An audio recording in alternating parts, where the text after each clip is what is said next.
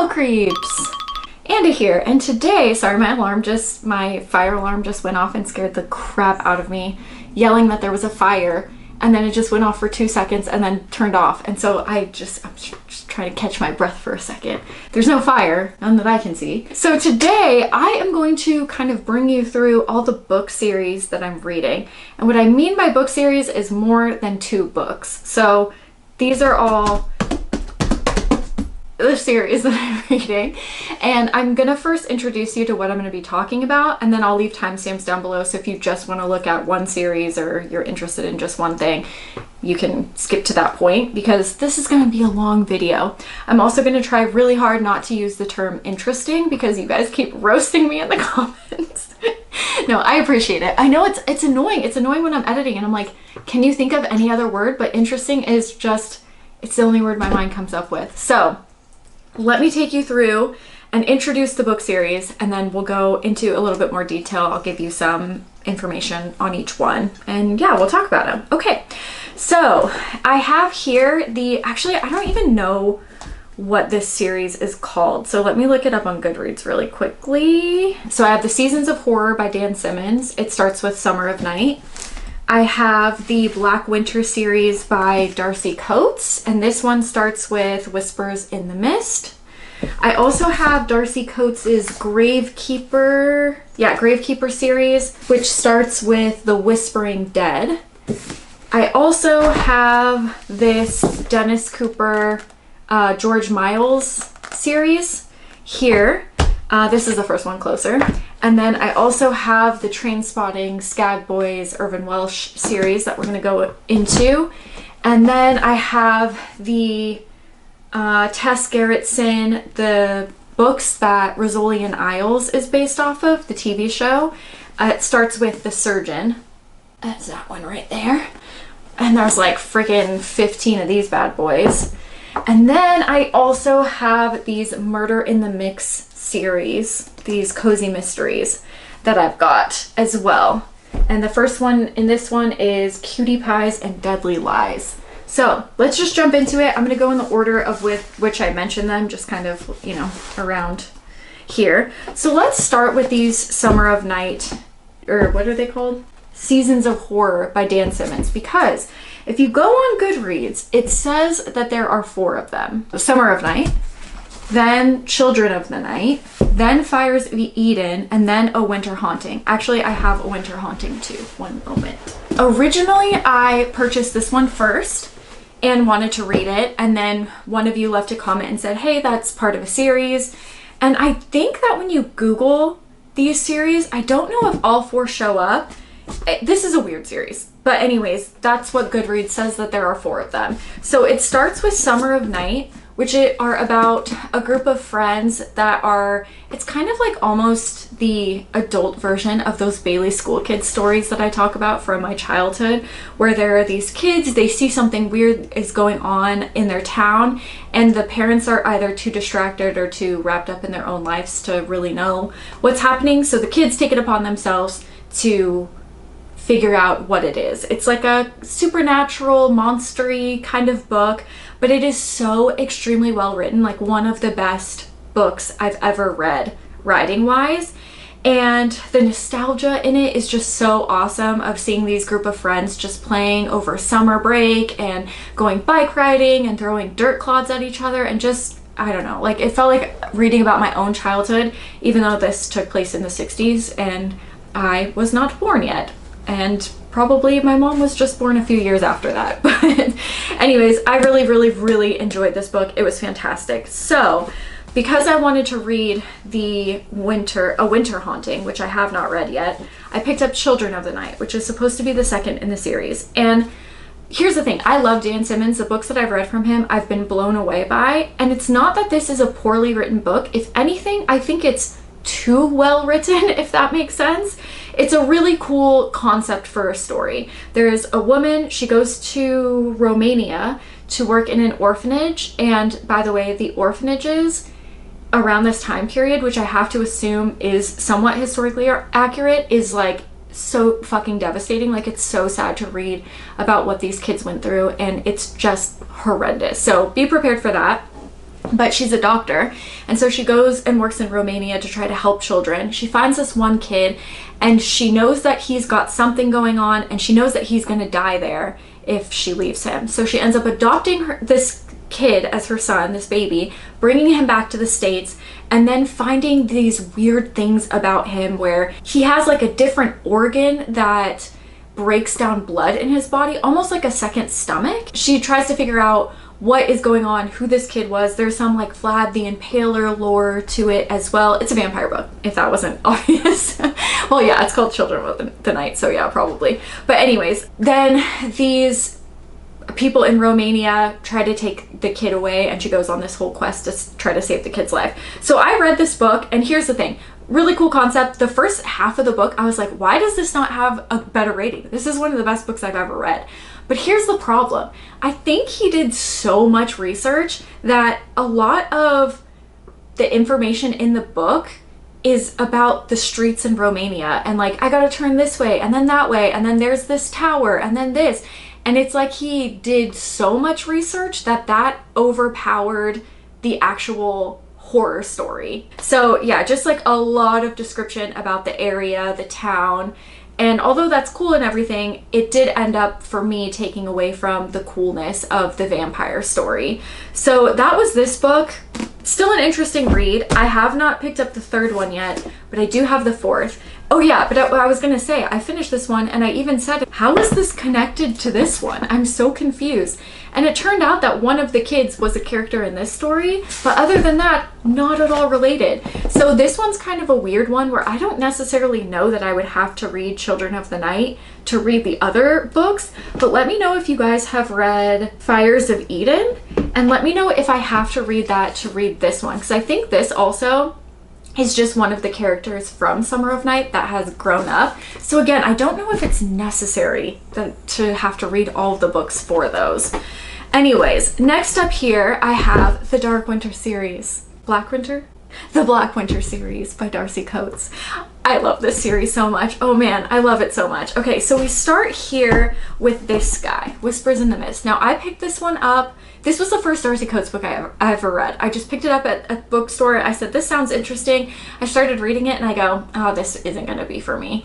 And boy, was I wrong, because this started my love for Darcy Coates, and I do absolutely love this book. So it's about these dark areas that are taking over towns. I forget exactly what they call them, but they keep popping up over the country. Nobody can get information on what's happening in the town, and if you go into the town, nobody comes back out.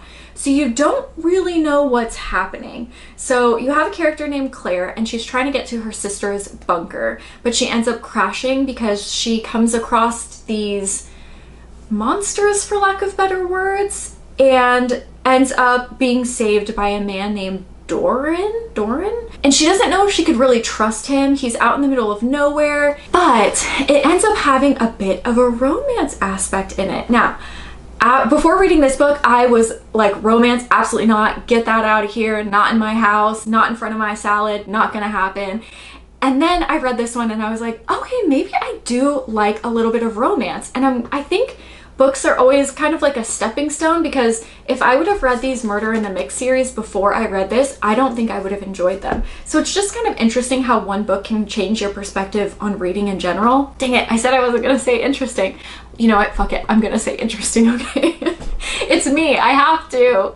It's the only word in my vocabulary. So anyways, we have this series. They go on to try to fight off these monsters, to figure out what's going on in the town. This one's much more heavy on the romance aspect. And then it's also a book that if you told me what was, because I'm not a big monster girl, if you told me what happened in that book, I would be like, that is not for me. But something about Darcy Coates, she just gets to me. So I think that was, I was talking about Voices in the Snow. This is the first one. I am so sorry. This is the first book. I apologize. Maybe I should bring up Goodreads to know what I'm talking about. Okay, so then Secrets in the Dark is the second one. This one is much more adventure, action-packed. They kind of leave their commune and go fight after these monsters. The third one was Spurs in the Mist. This one is more like heartbreaking, some messed up stuff happens, and I haven't read the fourth one yet because I do not want to say goodbye to these characters. So that is that series. And then let's move on to her other series. These ones are easier because it says the name on them. So these are the Gravekeeper series. And these ones I feel like are a little bit maybe, I don't want to say less well written, but maybe more like YA feeling books than a lot of her other books are. And not that, I guess maybe a lot of them could be seen as YA type of stories, I don't know. But these ones particularly feel a little more YA to me, which there's nothing wrong with that.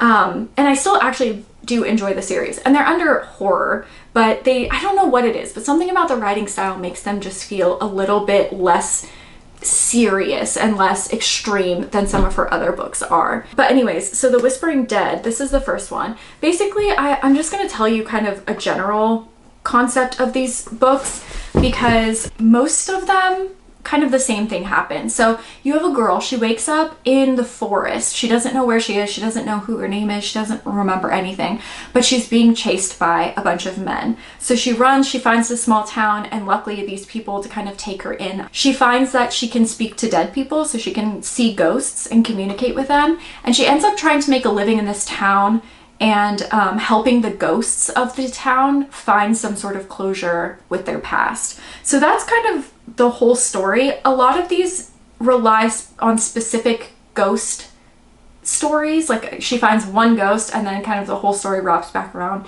to solve whatever happened with that one ghost.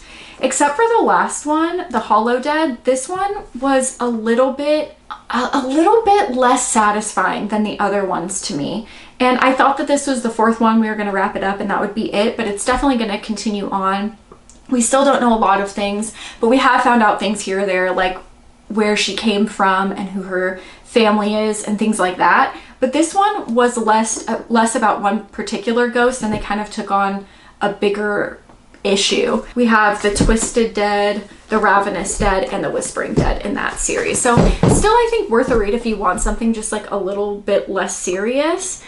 And the next one we have are the Skag Boys Train Spotting series, the Mark Renton series, I suppose is what it's called. This is another one that's kind of weird because if you Google it, it says that there's only, I think, 3 books in the series.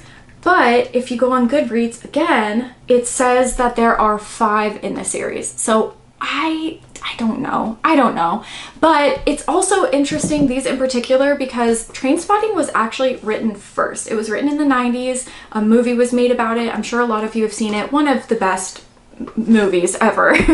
I loved this movie growing up. And then Skag Boys was written like a decade later in like 2011 or something. And this is actually a prequel to Trainspotting. So we get the characters growing up, kind of how they got into their addiction in the first place, and then this one is just like all out debauchery and madness. So but then here it says, I don't know, these probably won't be in order, but it also says that Porno, the Blade Artist, and Dead Man's Trousers are all in this series. So I don't know, I'm not going to talk too much about this because I just did an entire video on Skag Boys and how much I absolutely loved that, but I'm so excited to continue reading the series there. This one I'm just going to mention really quickly. This is Closer by Dennis Cooper, and this is the George Miles series. And this one, I mean, I've only read one of them, and I think, again, there's like 4 or 5 books in the series, but this one, I don't know about the others, but this one is just about George Miles. I believe he's in high school, and he's just trying to find like connection where he can, but the boys that he is dating or sleeping with, I guess is a better word to say, they kind of have their own things going on or are too preoccupied with their own issues. There's some really interesting characters in here, and it's also just kind of like a sad, bleak, almost like a Less Than Zero kind of story. So really enjoyed this one. But I haven't read any others in the series, but I definitely will. So next up, here are the Tess Gerritsen books. I don't actually know what these ones are called. Let me look it up really quick. Or maybe they're just the Rizzoli and Isles ones. Yeah, they're just called Rizzoli and Isles. So there's 13 of these bad boys. I have read 4 so far. The Surgeon is the first one, then The Apprentice,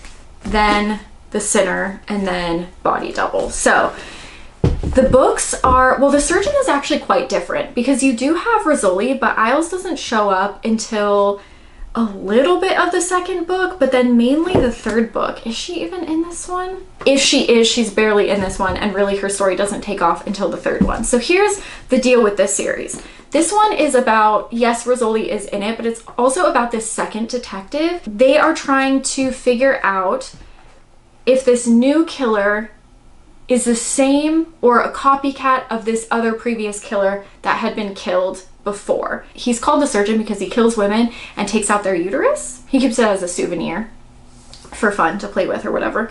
And so they're trying to figure out if this new killer is a copycat because this guy is going after the woman, the victim, who ended up killing the original surgeon. So you have Rizzoli involved, and then this other detective, which I don't even remember his name because he's not even in any of the books besides this one. So this was one of the best books. I would equate this to like a Silence of the Lambs. I really freaking enjoyed that one.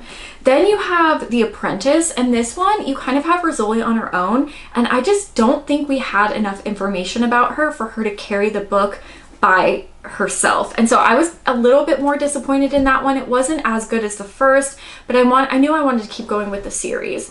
And I think she also irritated me a lot in this one. Like every sentence out of her mouth was like, it's because I'm a girl. You don't like me because I'm a girl. I'm like, no, it's because you're annoying. But anyways, we get a little bit more of her backstory. And then I feel like with that, maybe in this book, but maybe also in the later books, I feel like we can understand her character a little bit more and like how she grew up and why she thinks the way that she does. The Sinner is about these two nuns that were murdered, and Rizzoli and Isles try to figure it out. This one I quite enjoyed. And then Body Double was a lot more on the Isles side than the Rizzoli side. And you have a woman who's murdered who looks identical to Maura Isles, and then you come to find out that she had a twin sister that she didn't know. And there's a lot of reoccurring themes of like death and birth and babies, and like, I don't know, this one was really cool. So I'm excited to see what else happens in the series. But yeah, they're kind of like a Silence of the Lamb, cop versus bad guy sort of thing that I really enjoy. And then last off, I'm going to leave you with these Murder in the Mix cozy mystery series. It's a little hard because there's not too much to say about them, but here are the books. This is the first one, Cutie Pies and Deadly Lies. And the reason I started reading the series was because last year I read books that only had pumpkin spice in it for fall, and so I read Pumpkin Spice Sacrifice first. I was not expecting to read and enjoy any of these cozy mysteries because that's just not ever been something that I've liked. I thought this was cute. I went back and read the first two, and now here we are 9 books later and the obsession is real. The books are about this baker named Lottie Lemon. She lives in Honey Hollow, and she has, you know, a cute little life there. She starts seeing these ghosts of dead pets. So she'll see a dead dog or a dead cat or a dead bird or whatever it is, and she'll know by that somebody is going to die. And these are powers or whatever they are have evolved over time. She ends up meeting this detective and this not lawyer, the other guy, judge, and they end up being ex-stepbrothers, kind of have beef with each other, and she ends up being in kind of like a love triangle with them. She also goes on this mission to try to figure out who she was because she was adopted as a young child, a baby actually, left at train station, fire department. Through these books, we get more information on the town, we get more information on who Lottie Lemon really is, who, like, what her background is. I mean, they're silly books, but I do really enjoy the thriller aspect of that, or I should say the mystery. I think I said the thriller aspect in the last video I did, but what I meant was the mystery kind of stuff where you're trying to figure out who the killer is. So someone pops up dead, she always finds the body. A lot of the times they're related to what she's making. So for example, this lethal lemon bars, that's how someone died. The pumpkin spice sacrifice, that's how someone died. They drank her pumpkin spice latte and then croaked. So a lot of times it revolves around her bakery, but the stories are kind of transitioning, and now the people in town know, maybe not her secrets, but know that she's good at figuring out what's going on. She always solves it before the detectives do and the police officers in town. And so yeah, she's just on a mission to seek justice. Sometimes her or her friends are getting framed, so she feels extra motivated to figure out the crime, but now she just relies on these pets to, I guess, help her kind of solve the crime in a weird way, but the pets are also there to help guide the people to the other side afterwards. So yeah, you get a little bit of supernatural, magical power kind of thing, seeing ghosts and talking to ghosts, and then you get a little bit of romance in there, you get a little bit more thriller and suspense, and yeah, it's just kind of like the cute, perfect book.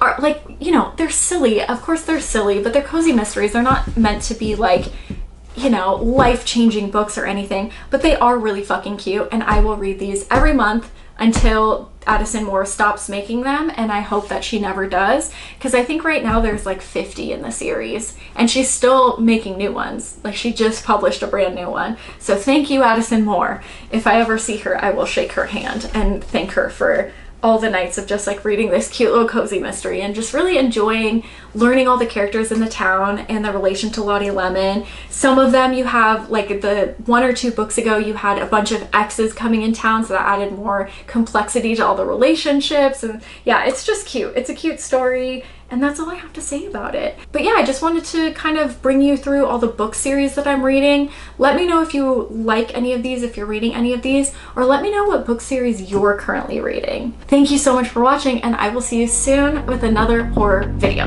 Bye guys! I got nightmares in my head, I fear that the thoughts build up until I can't hear, that my mind fills up into a creature, and it haunts me somewhere much deeper.